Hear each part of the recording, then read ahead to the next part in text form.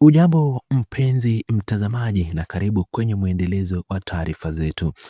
Mwandishi na msomi nguli Profesa Issa Shifchi amefunguka mazito na kueleza kwa kina kuwa utawala wa sasa chini ya Daktari Samia Suluhu Hassan umeanza kupoteza uvumilivu wake na taifa limepoteza mwelekeo wa kisiasa na kijamii. Katika uchambuzi wake mzito, ameibainisha kuwa ishara za kupotea kwa mwelekeo huu zinadhihirisha wazi katika mwenendo wa viongozi na jinsi mamlaka zinazovyoshughulikia ukosoaji na mijadala ya kimaendeleo nchini. Kauli hii imekuja wakati akifafanua maudhui ya utangulizi wa kitabu chake kipya ambacho kinalenga zaidi kipindi cha mabadiliko ya kuelekea mwaka wa 2025 na sio mwaka 2026.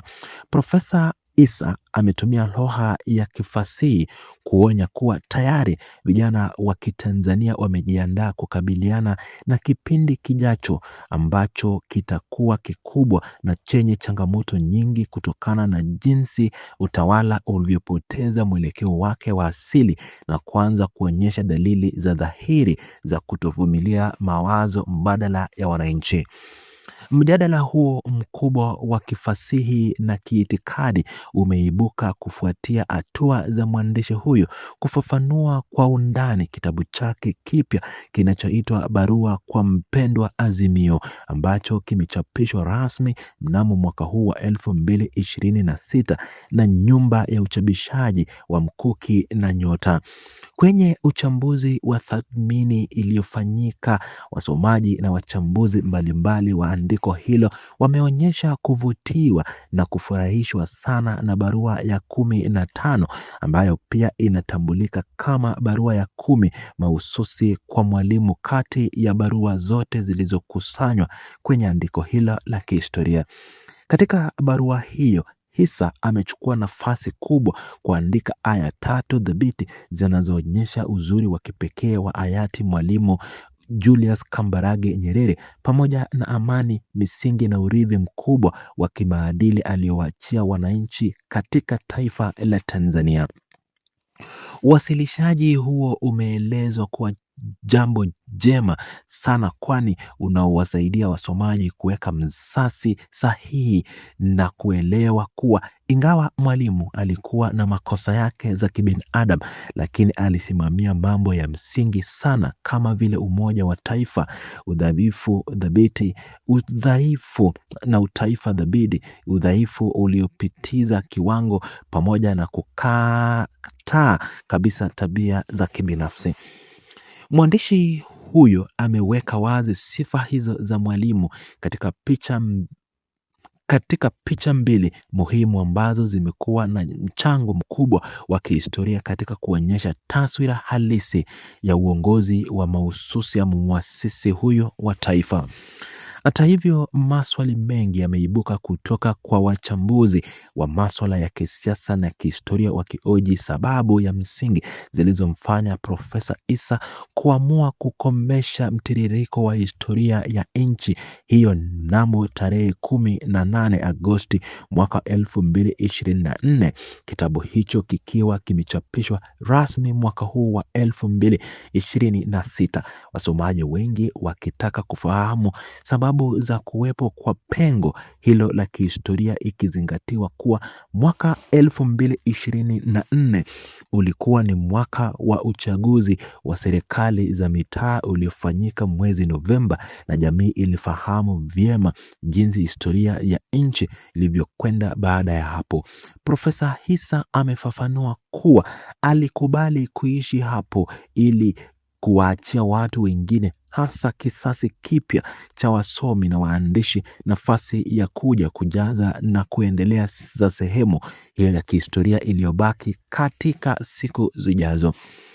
Katika ufafanuzi wake kuhusu mtindo wa uandishi aliyoitumia, Profesa Hisa ameeleza kuwa alihisi raha kubwa sana na ya kipekee kutumia mchanganyiko wa barua, ushahidi wa kihistoria pamoja na majibizano za kifasihi ikiinganishwa na vitabu vyake vingine vyote alivyowahi kuandika huko nyuma.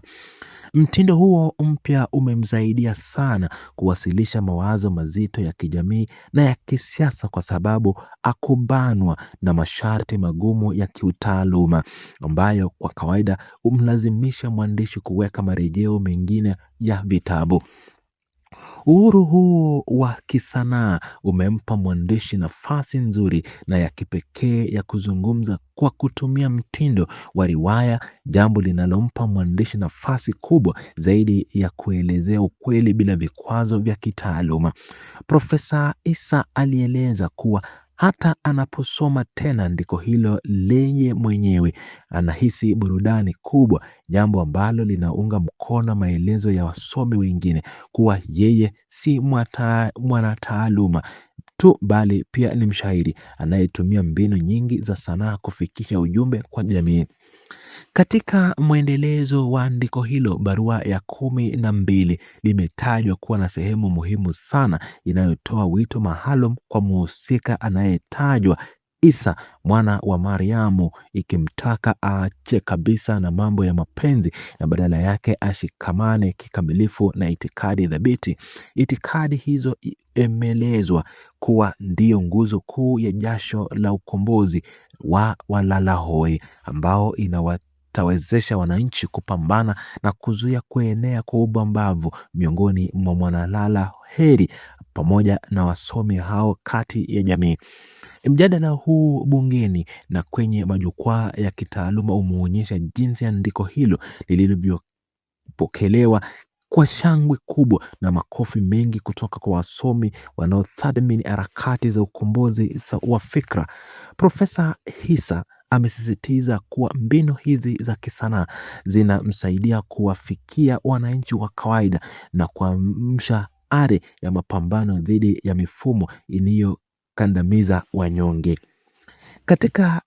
kitabu hicho kinatazamwa kama daraja muhimu linalounganisha historia ya enzi za Mwalimu Nyerere na mazingira ya sasa ya kisiasa ambapo serikali inakosolewa kwa kupoteza mwelekeo na uvumilivu dhidi ya ukosoaji. Wasomaji wengi wamepongeza uamuzi wa mwandishi wa kutumia lugha rasihi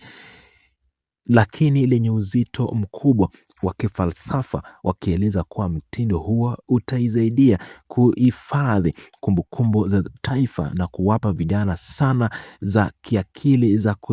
kujitathmini.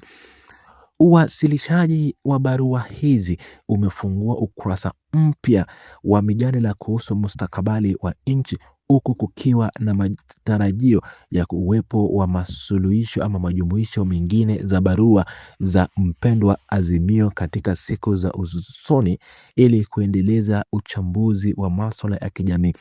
Profesa Hisa ameweka wazi kuwa lengo lake kuu ni kuona jamii inatafakari kwa kina misingi ya usawa na uadilifu